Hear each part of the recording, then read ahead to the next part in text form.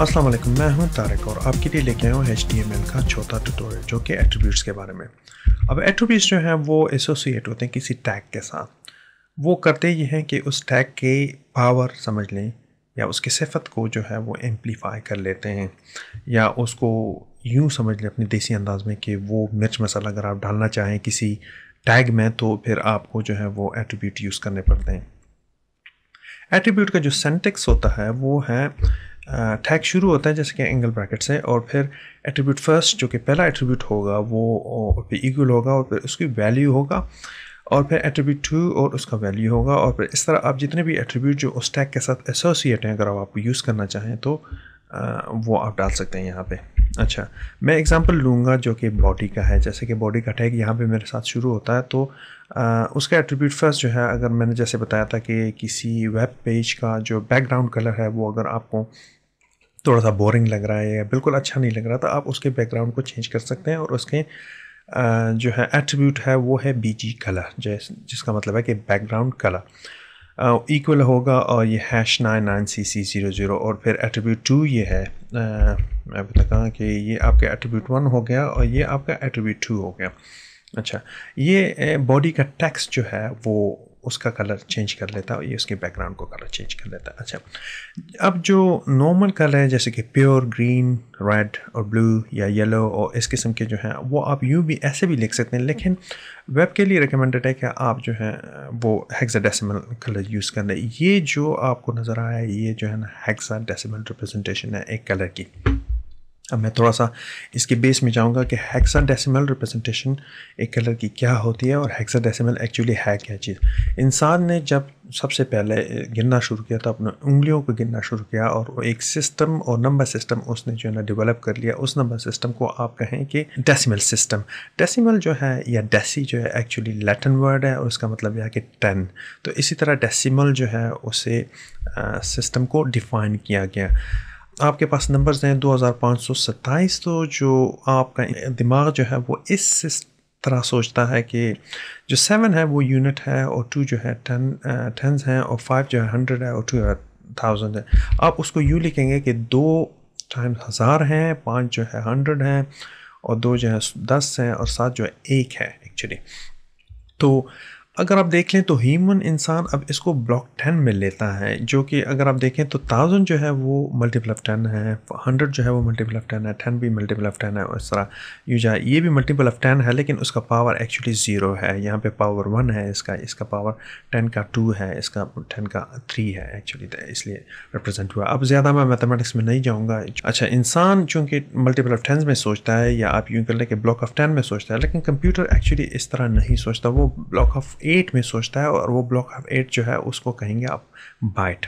अब अगर सपोज कर लें अगर तमाम इंसानों के हाथों में 8 उंगलियां होती तो 2 हाथों में उसकी होती हैं 16, तो उस हिसाब से फिर हम 10 को बेस ना बनाते बल्कि 16 को बेस बना लेते, और उस हिसाब से जो सिस्टम डेवलप होता, चूँकि हेक्सा का मतलब है 16 और डेसिमल तो डेसिमल ही हुआ, तो इसका मतलब ये हुआ कि 16 के बेस पे हम एक नंबर सिस्टम बनाते हैं जिसको हम कह देते कि ये हेक्साडेसिमल सिस्टम है। अब उसको कैसे हम कह देते, एक तो अगर हम हेक्साडेसिमल को रिप्रेजेंट करना चाहेंगे तो नॉर्मली 0 से 9 तक तो जो डेसिमल सिस्टम में नंबर हैं उसको यूज़ करेंगे, और उसके बाद जो है 10 के लिए ABCDEF तक जो है वो लेटर हम यूज़ करेंगे, जो कि अल्फ़ाबेट से हम बोरो करेंगे। अच्छा, उसकी रिप्रेजेंटेशन अगर आप देखना चाहें तो 1 जो है समझ लें कि 1 है, और 9 से 9 तक है, लेकिन 10 जो है वो A रिप्रेजेंट होगा, 11 B रिप्रेजेंट होगा, 12 जो है C रिप्रेजेंट होगा, D होगा, E होगा, F होगा। अच्छा, अब आप देखें 15 तक जो है टोटल ये 16 नंबर हो गए, ठीक है ना। अच्छा, 15 तक 16 नंबर हो गए, 0 को मैं काउंट कर रहा हूँ, ठीक है, 0 0 ही है, यहाँ पे मैंने लिखा है लेकिन 0 0 ही है। अच्छा, 16 जो है जिस तरह हम देखेंगे कि 16 फिर रिपीटेशन के साथ 0 के साथ स्टार्ट होगा राइट मोस्ट पे, और लेफ़्ट पे ये 1 चलता जाएगा। अब सारा ये 1 जा रहा है, लेकिन 0 जो है ना फिर शुरू हो रहा है, 0 1 2 3 4 5 6 7 8 9 पे पहुँच के एक जिस तरह शुरू होता है AB, इस तरह फिर ABCDEF तक चलता रहेगा, और फिर इस तरह आप 2 3 इस तरह बोरो करते जाएंगे, और पूरा आपका हेक्साडेसिमल सिस्टम होता जाएगा। अब जो हमने देखा कि हेक्साडेसिमल जो कि बॉडी में आपके पास बीजी कलर जो है इक्वल्स #99CC0 है, इसका क्या मतलब हुआ? अब मैं थोड़ा सा ब्रीफली इसमें जाऊंगा कलर थ्योरी में, लेकिन बाद में मैं इसको टोटली इसको डिफाइन करूंगा। टोटल डेप्थ में हम जाएंगे कलर थ्योरी में, लेकिन यहाँ पे मैं थोड़ा सा इसको टच करूंगा। अब जो बेसिक सिस्टम होता है स्क्रीन डिस्प्ले के लिए वो है RGB, जो कि रेड, ग्रीन और ब्लू स्टैंड करता है इसके लिए। अच्छा, इसमें जो है अब जो ये जो कलर लिखा गया, ये एक्चुअली लिखा गया हैश यहाँ पे है। ये आपके रेड की क्वांटिटी है जो 99 RR, और ये आपकी ग्रीन की क्वांटिटी है GG। तो ये GG का मतलब है कि ग्रीन, BB का मतलब है कि ब्लू। तो ये आपकी ब्लू की जो है वो क्वांटिटी है। ये एक्चुअली ट्रिपलेट है, ये 1 हुआ, ये 2 हुआ, ये 2 हुआ, तो ये ट्रिपलेट नंबर बन जाते हैं। ये एक्चुअली ब्राउज़र को बताते हैं कि आप कितना रेड उठा लें, कितनी पॉइंट्स ऑफ ग्रीन उठा लें और कितने पॉइंट्स ऑफ ब्लू उठा लें कि वो कलर को जो सेकेंडरी कलर बन रहा है मिक्सिंग से वो स्क्रीन पे डिस्प्ले कर दें। अच्छा, कलर की वैल्यू जो है वो 0 से 255 तक होती हैं, मतलब है डार्केस्ट टू ब्राइटेस्ट होता है एक्चुअली। तो अब जो 0 से 225 जो है ना वो ईच चैनल में रिप्रेजेंट होंगे। चैनल का मेरा मतलब ये है कि रेड एक चैनल है, ग्रीन एक चैनल है और ब्लू एक चैनल। आप समझ लें चैनल्स को कि 3 पाइप्स हैं, जो कि एक रेड है, ग्रीन है और ब्लू में, और उसमें डिफरेंट वैल्यूज़ आ रहे हैं। अब आप कोई भी वैल्यू पानी के साथ इसको आप सोच लें, बिल्कुल पानी नहीं है तो वो समझ लें कि 0 है, और पानी फुल प्रेशर से उस पाइप में तो आप समझ लें कि 255 है। अब इन चैनल्स में कोई भी वैल्यू हो सकती है 0 to 225। वो आपको मिक्सिंग वैल्यू बताएंगे कि रेड, ग्रीन और ब्लू इन तीनों पाइपों में अगर किसी थाली में या किसी चीज़ में आप पानी इन तीनों पाइप से आ रहा है तो वो मिल के क्या बनाएगा, मतलब जो मिक्स होगी वो एक्चुअली क्या होगा। तो 0 अगर, अब हम लाइट की तरफ चलते हैं। एक्चुअली ये RGB जो है ये लाइट कलर्स हैं, मतलब डिस्प्ले के लिए यूज़ होते हैं। तो जो 0 है वो समझ लें कि कोई लाइट नहीं है, और 255 का मतलब ये है कि ये ब्राइटेस्ट लाइट है।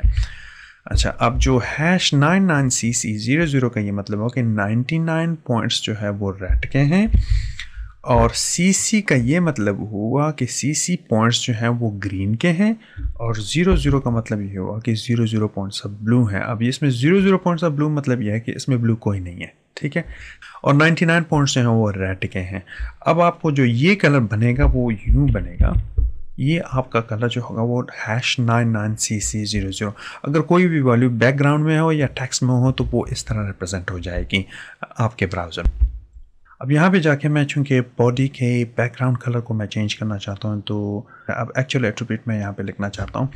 अब ये है कि BG कलर इक्वल्स, और आप लिख लें इसको डबल स्लैश करते हैं, और यहाँ पे मैं वो वैल्यू जो है ना यहाँ पे मैंने उसको पेस्ट कर दिया।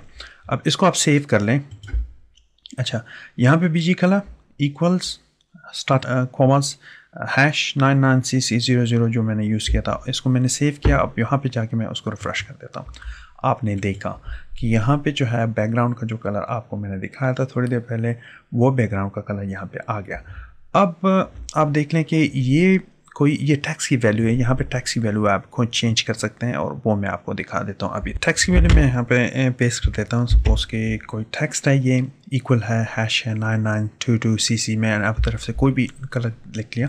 ये ज़रूरी नहीं है कि आप सारे जो ना कलर्स को जो है आप ज़बानी याद कर लें। आपको आजकल जो है वेब पे बहुत सारी चीज़ें अगर गूगल पे आप डाल दें तो आपको HTML के जो टैग्स हैं या जो हेक्साडेसिमल के कलर की रिप्रेजेंटेशन है वो आपको मिल जाएगी।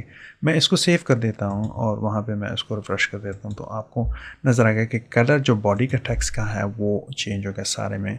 आपने देखा कि जितना भी है वो बॉडी का कलर चेंज हो गया, और इसके साथ आपने देखा कि बैकग्राउंड का कलर भी चेंज हो गया। इस तरह मैं अब आपको एक साइट जो है ना बता देता हूँ जहाँ पे आप देखें। अच्छा, ये साइट है, ये एड्रेस आप नोट कर लें। मैं इसको यूँ कर हाईलाइट कर लेता हूँ कि नज़र आए। ये एड्रेस आप नोट कर लें जो कि www.dvx.com projectcool/article/19816, और यहाँ पे आपको ये HTML के सारे टैग्स मिल जाएंगे और उसके साथ ये टैग्स हैं और ये उसके एट्रीब्यूट हैं। देखें ना, जैसे कि HTML है उसका कोई एट्रीब्यूट नहीं है, हेड है उसका कोई एट्रीब्यूट नहीं है, टाइटल है उसका कोई एट्रीब्यूट नहीं है, लेकिन साथ में जो बॉडी के हैं उसके एट्रीब्यूट आपके बैकग्राउंड भी हैं, BG कलर्स भी हैं, टेक्स्ट भी है, लिंक्स के साथ है, वी लिंक्स है, और इस तरह ऑनवर्ड आप देखेंगे कि जितने भी टैग्स हैं उसके साथ उसके एट्रीब्यूट लिखे गए हैं और साथ में जो एंड टैग है वो भी लिखा गया, आपको नज़र आ रहा होगा कि ये एंड टैग्स भी हैं। तो अगली दफ़ा मिलते हैं इंशाल्लाह नए लेसन के साथ। खुदा हाफिज़।